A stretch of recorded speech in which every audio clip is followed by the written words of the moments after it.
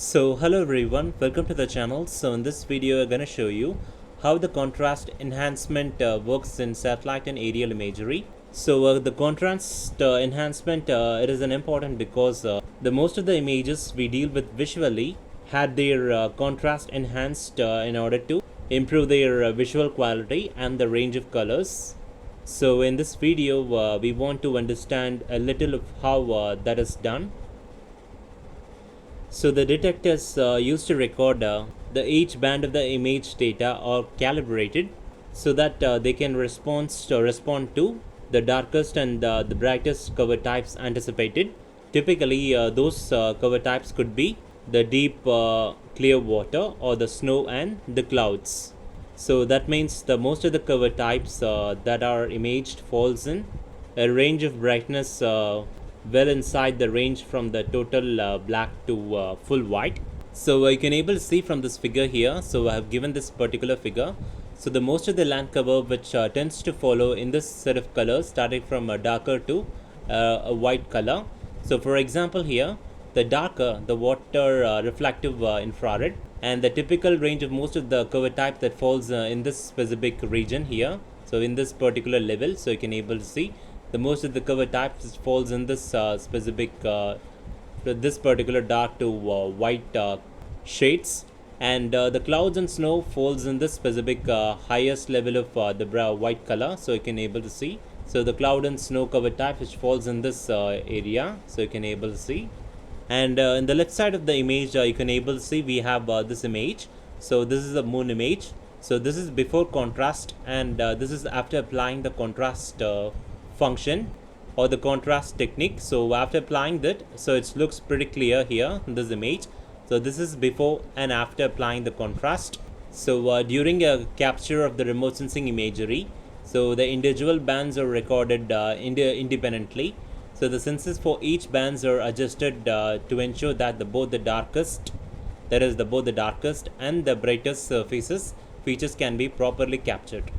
For instance, the deep clear water appears in the reflective infrared. For example, this particular region. So the deep clear water appears in the reflective infrared, while the snow and clouds are visible in the visible spectrum. And here, that means most of the detail associated with the cover types like vegetation, soil, falls in the smaller range of brightness as shown in this figure. You can able to see. So most of the cover type falls between this particular range as given here. So now let us consider this particular the dark to bright tone as a typical recorded image. The appearance, for example, the typical recorded image, the appearance appears to be slightly dull and poor in contrast. And this typical recorded image can be improved if we can expand the range of the recorded brightness, so that the signal of interest, which covers the full range from black to white. So for example, if we consider this particular the dark to white shade as the typical recorded image, and most of the land cover type which falls in this specific range, starting from this particular shade to this particular shade. So it kind of our region of interest or our area of interest will falls in this spectrum here, or which falls in this category, which appears to be slightly poor and dull. And to make this particular recorded image more can be made good, that is, this particular recorded imagery can be made good visually by increasing the brightness range for the cover type of the interest. For example, our particular land cover types which falls in this area. So by increasing the brightness range, our cover types of interest could be easily identified. For example, increasing this brightness level, we're going to expand the brightness level. So basically it could be good if we expand the range of the recorded brightness so that the cover type of the interest covers the full range from the black to white. So what we need to do now is understand how that can be made to occur. So in order to set up a process for changing the range of brightness value, so for that first we need a means for describing the brightness value distribution in an image or a band. and that is the role of the image histogram. So the image histogram is simply a bar graph of the number of pixels of given brightness value plotted as a function of brightness value. So basically the histogram is which is a bar graph of a number of pixels of a given brightness plotted as the function of the brightness value.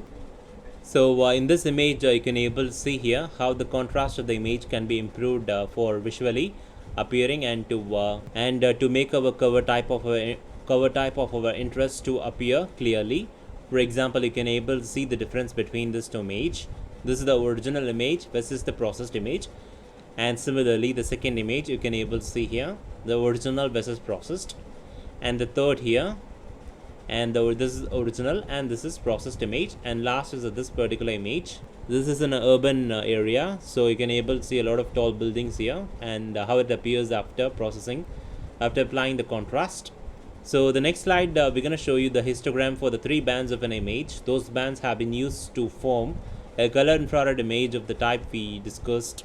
So this is the image histogram. So number of pixels versus brightness value, and this is our satellite imagery. So in the left side we see the satellite image being recorded by an aircraft scanner, and note how the satellite image is poor in the contrast, brightness and the color. You can able to see here. So you can able to see how poor it is in the contrast, brightness and the color of this particular image. Note particularly that is has a reddish appearance here. So in the right hand side we have three histogram, so one corresponding to each band and colored accordingly to the color in which the band is displayed in the color composite image. Note that while each histogram comments as which comments to close to the lowest brightness value in each cases. So in the each histogram you can able to see. So you can able to see from the graph here. So this axis represents the brightness value, and this particular axis represents the number of pixels. So you can note that each histogram comments close to the lowest brightness value in each case. That is the 0, the upper extreme of the histograms are well shorter. So you can note from this particular histogram that this particular histogram comments from which is close to the lowest brightness value in each case, that is 0, and the upper extremity of the histograms are well shorter. So you can able to see in all the three histogram the upper extremes of the histograms is well shorter. You can able to see from each histogram, and the maximum available brightness of 255. So basically this particular histogram, the histogram of the near infrared band being displayed as red, and the histogram of visible the red band being displayed as a green, and the histogram of visible green band is being displayed as a blue. So for each histogram the lowest brightness value which commences from 0, and the upper extreme, the extremity of the histograms are well shorter for each histogram. You can able to see, and this is the upper extremity, and the maximum available brightness is of 255. So ideally we could like to like the histogram to cover the full range of the brightness. So we could like to we could like the histogram to cover the full range of brightness. So that can be done using stretching out the brightness.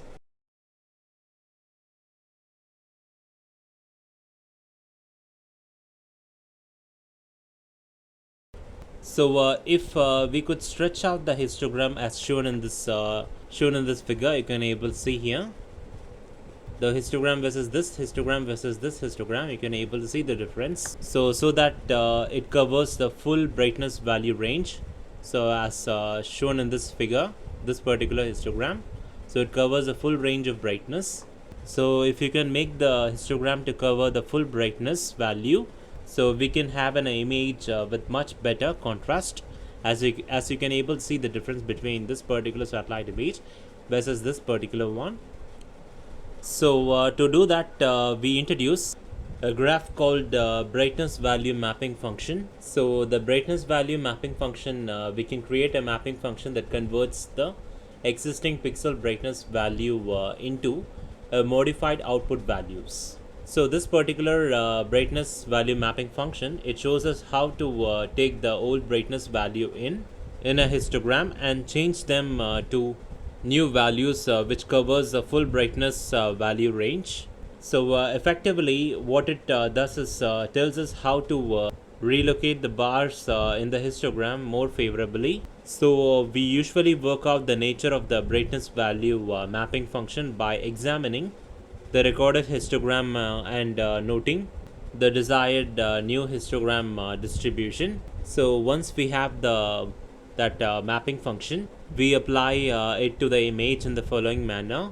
So we start with the first pixel of the image. So read its value onto the abscissa of mapping function and read of its new value from the ordinate.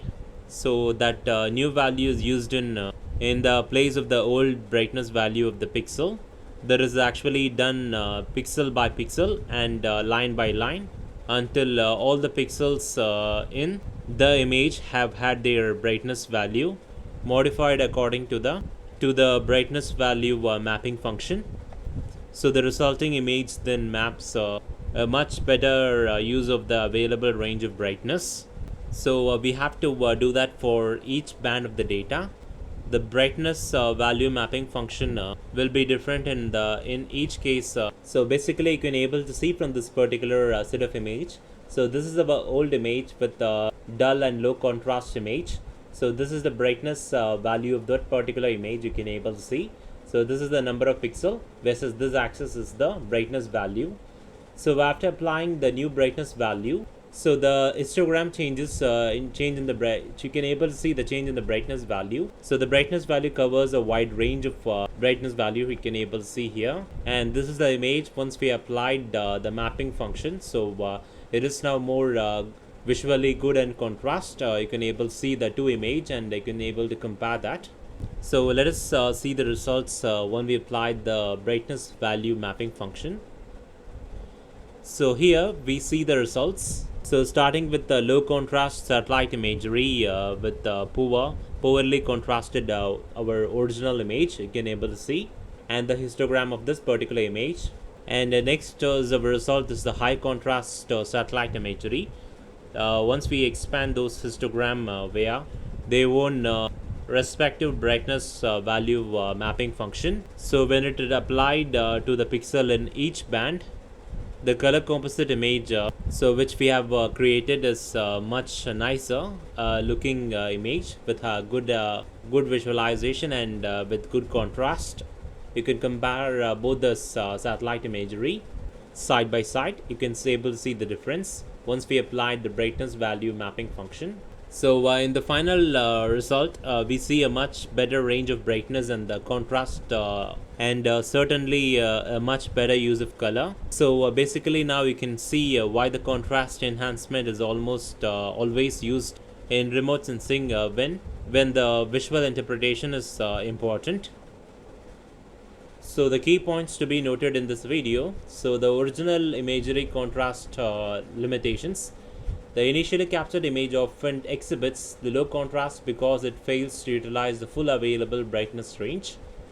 And the contrast enhancement method, so this can be improved by remapping each pixel brightness value using the transformation function, that is brightness value mapping function. And last is the radiometric constraints. However, the enhancement is limited by the sensor's radiometric resolution, which restricts the brightness value to a discrete levels, for example 256 or 512 possible values. So in this video I have shown you how the contrast enhancement works in the satellite and aerial imagery. So thanks for watching, and make sure that you subscribe to our channel and give us a like.